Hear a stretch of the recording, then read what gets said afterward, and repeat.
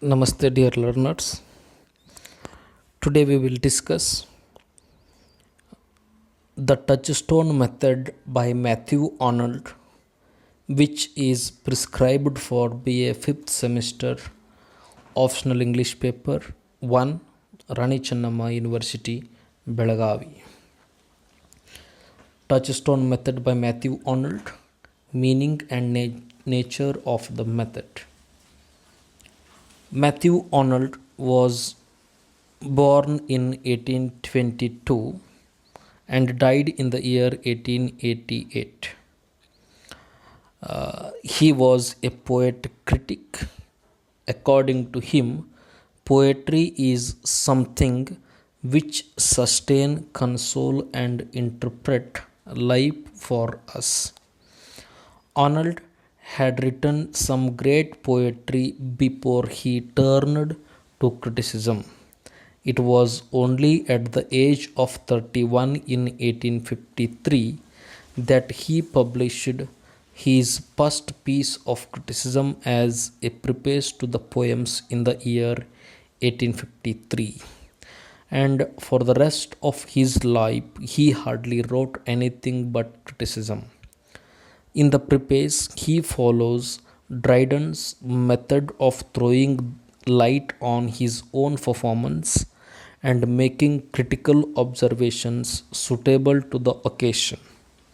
His appointment as the professor of poetry at Oxford provided him the golden opportunity he needed to develop his critical faculty. It was in the lectures he delivered as the professor of poetry that he proved his worth as a critic.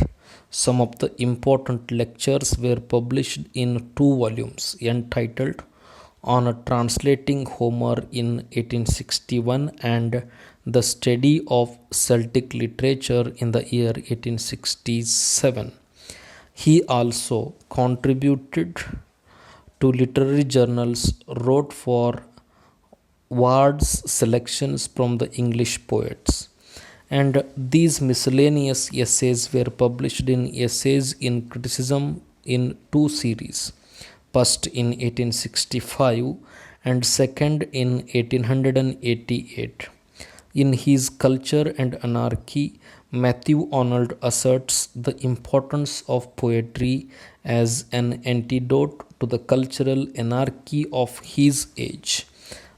Arnold's criticism falls into two broad divisions that on the art of poetry and that on art of criticism. Arnold's criticism may be called socio-ethical criticism. He discussed and defined more clearly than any other writer before him the relation of critic to society in which he lives. Herein lies his distinctive contribution to literature. Arnold gave importance to the propagation of the best ideas for the promotion of the cause of culture. Matthew Arnold wrote an essay called The Study of Poetry, which is one of the major arguments against literature was that it has no direct contribution in the economy. Hence, literature is unimportant and one should not take it seriously. But Arnold counters this argument by saying that very soon literature and poetry will take over philosophy, and without literature, science is incomplete. Matthew Arnold has given a high position to poetry, and he says poetry to be a substitute for religion. According to Matthew Arnold, poetry can substitute philosophy, religion. Arnold says the strongest part of our religion today is its unconscious poetry, and he believes that all the literature about religion is unconsciously a kind of poetry. There were a lot of people who influenced on Matthew Arnold, and they are Longinus influenced on Matthew Arnold because of his theory for the first time. Arnold was very much influenced by Longinus. The touchstone method is based by many great critics. And according to Wordsworth, poetry is criticism of life because the greatness of a poet lies in his powerful and beautiful application of ideas to life. According to Matthew Arnold, he believes that the greatness of a poet lies in his application of ideas to life, to the question how to live. According to Matthew Arnold, a poet has to answer the question how to live. And he says a poetry of revolt against moral ideas is a poetry of revolt against life itself. The poem which speaks about revolt is the poetry of revolt against life itself. Arnold pleads for treating in poetry moral ideas. He does not mean compromising moral and didactic poems that bring us but a very little way in poetry. In this connection, he says, moral ideas are so a main part of human life.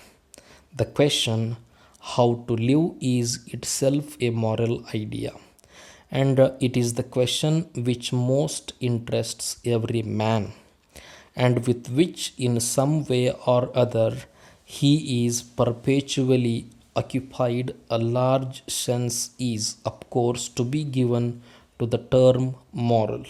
Whatever bears upon the question how to live comes under it. The touchstone method of Matthew Arnold is it stands upon some of the values. They are the critical principles of Matthew Arnold are uh, he enunciated and shown the great influence of Hellenism in his writing. Matthew Arnold believed that there must be an excellent action. Arnold thought that mere subjectivity, the inner gloom or melancholy of the poet, morbid preoccupation with thought, and the neglect of action can never be subjects of real and great poetry. What are the subjects that make for great poetry? Those that impart the highest joy, he writes in the preface. Arnold's touchstone method is a comparative method of criticism which differentiates between great poetry and bad poetry. The method was introduced in the study of poetry. He wrote this essay at a time when different critics were talking against literature, and he wants to defend poetry, and he writes the essay. A touchstone is a word generally used to mean a standard of comparing and judging other things. The method is known for measurement and verification. And he also talks about grand style. When he talks about the touchstone method, he talks about grand style, by which he means uh, which can afford the greatest pleasure and exercise on enlightening and ennobling influence on human life. In the preface of 1853, Arnold had only alluded to the superiority of the grand style of the Greeks over the colorful style of the English. He elaborates his views on the grand style in on translating Homer While reading Homer, Arnold felt enlargement of stature in which the little things of the world paled into insignificance. And this method is known for measurement and verification. Touchstone method can be applied to the writers of all age. According to Arnold, the function of criticism is to prepare a congenial atmosphere for the poets, an atmosphere of best ideas. The poet must live in an atmosphere of that criticism extends its good offices as a kind of broker between abstract thought and poetry. Arnold, in The Function of Criticism at the Present Time, in his Essays in Press series, uh, highlights the function of criticism, and he says that highest function of man it is proved to be so by man's finding in it his true happiness. He remarks that the best ideas on every matter which every literature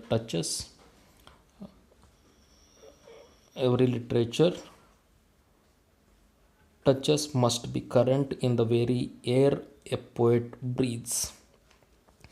To prepare an atmosphere, a moment in which best ideas can be accessible to the creative genius, is the function of critic.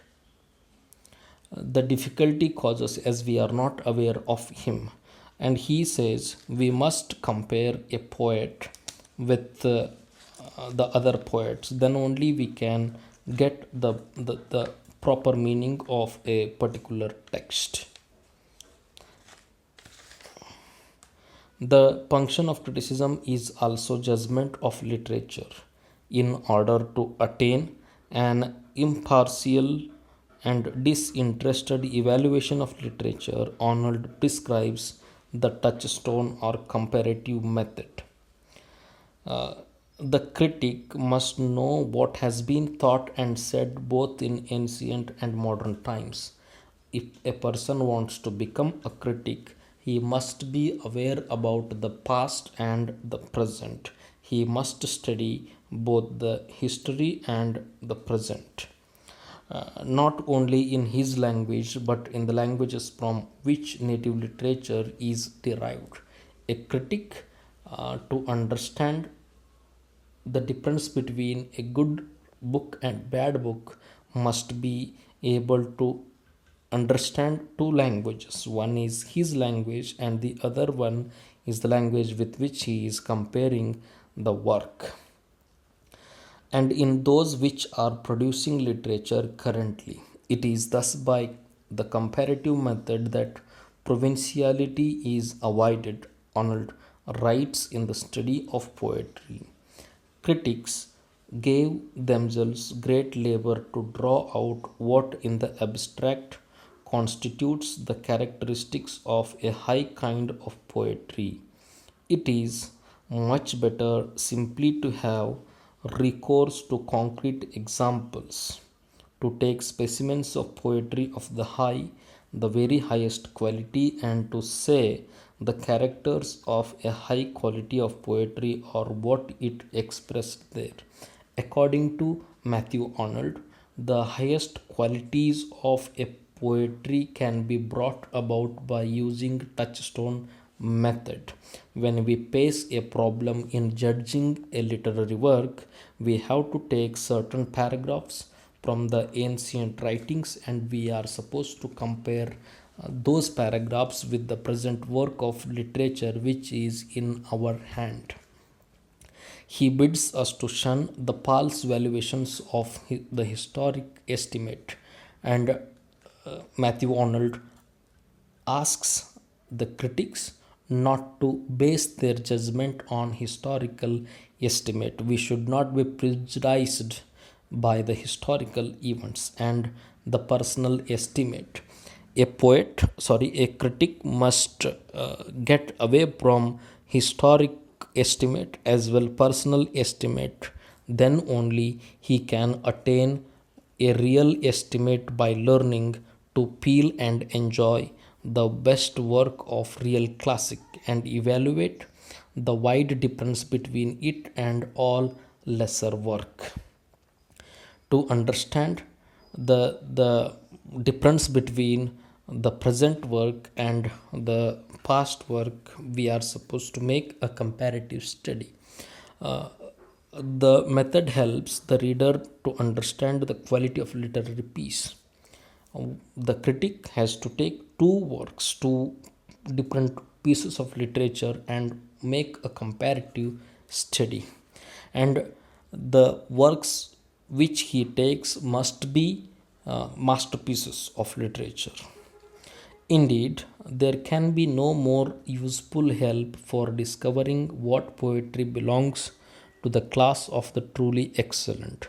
According to Matthew Arnold, poetry belongs to the class of truly excellent hierarchy, and therefore do us most good than to have always in one's mind lines and expressions of the great.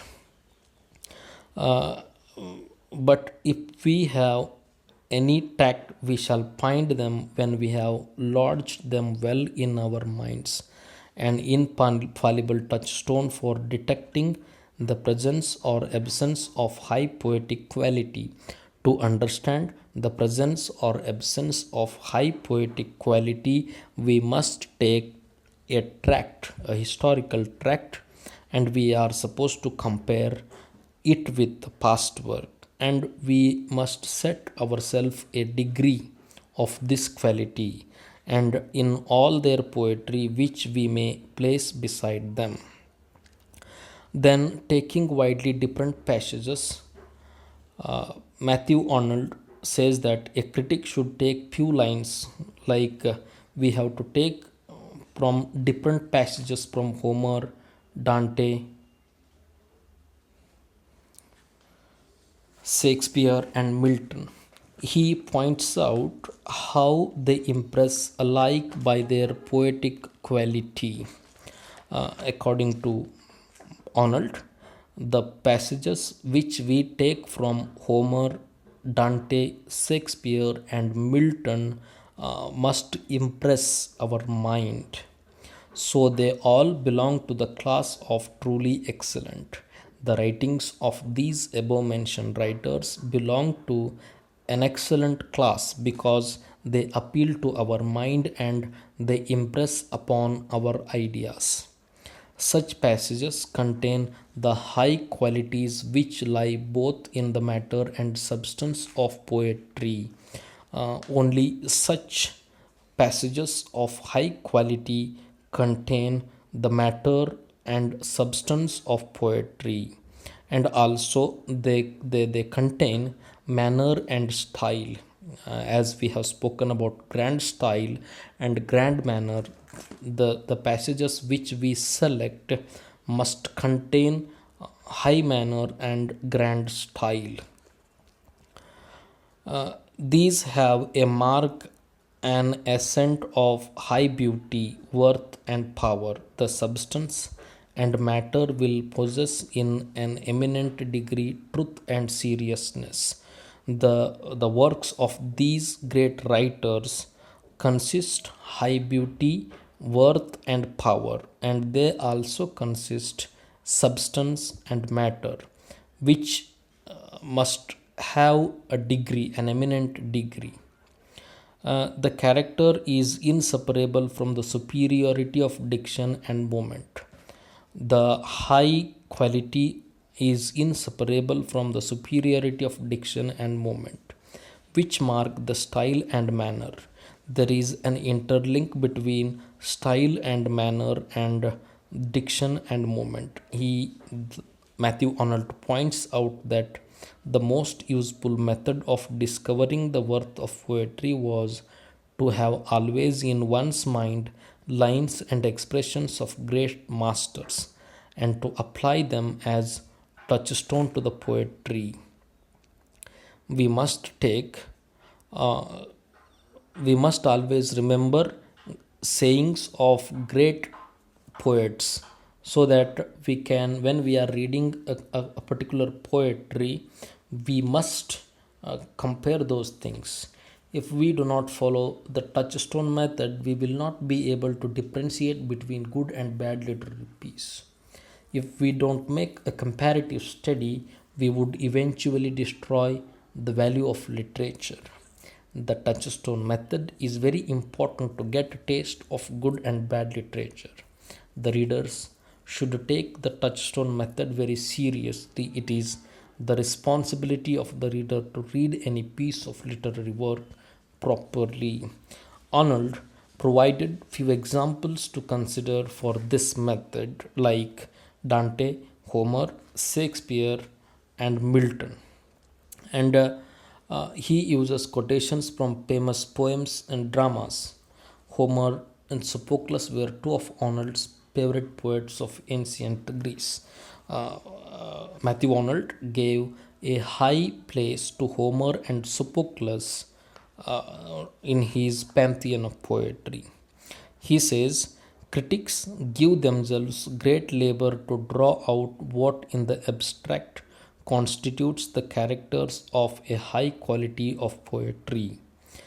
It is much better simply to have recourse to concrete examples. Matthew Arnold says, we should not just give concrete examples, rather, we must give poetic examples when we are studying poetry. To take specimens of poetry of the very highest quality, and to say the characters of a high quality of poetry are what it is expressed there. We have to consider the expression of the poem to take for comparative study. They are far better recognized by being felt in the verse of the master than by having pursued in the prose of the critic. The manner and style desire their pores from the matter and substance. The manner, pores, desire, matter, and substance are characterized by diction and movement of their own in keeping with their weighty matter and substance. The two superiorities, writes Arnold, are closely related and are in steadfast proportion one to the other, so far as high poetic truth and seriousness are wanting to a poet's matter and substance, so far also will a high poetic stamp of diction and moment be wanting to his style and manner. Matthew Arnold considered John Milton to be a great poet. Dante of medieval period was ideal poet to Arnold. He considered Shakespeare to be a good dramatist. But Arnold says that all the works of Shakespeare were not good because he did not have a poetic background, a great tradition behind him, like that of Goethe, Sophocles, and other writers. The touchstone method can be called as a comparative method. It is infallible test of greatness in poetry. The touchstone method examines the greatness of poetry. He does not approve of the personal estimate and the historic estimate. In the former, the personal likes and dislikes of the critic therefore with his judgment of literature. The personal likes and dislikes of a critic should not influence the book which he is criticizing. Our personal affinities, likings, and circumstances have great power to sway our estimate of his or this or that poet's work. When we are doing a critical analysis of a particular work, our personal likings may influence us. That is the reason why we should not bring about our feelings and emotions when we are doing a critical study of a particular work.